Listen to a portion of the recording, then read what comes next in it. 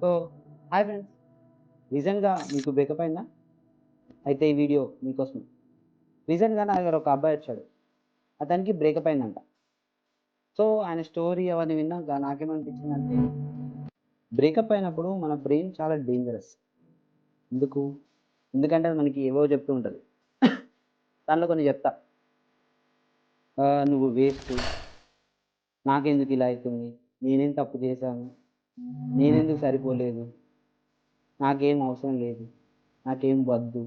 ఇలా.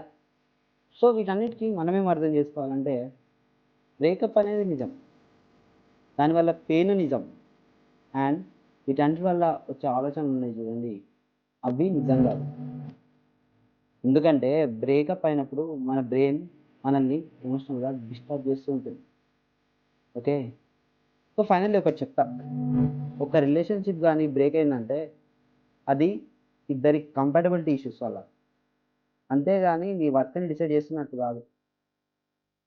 It's not your mistake. Okay. Think about it. Thank you.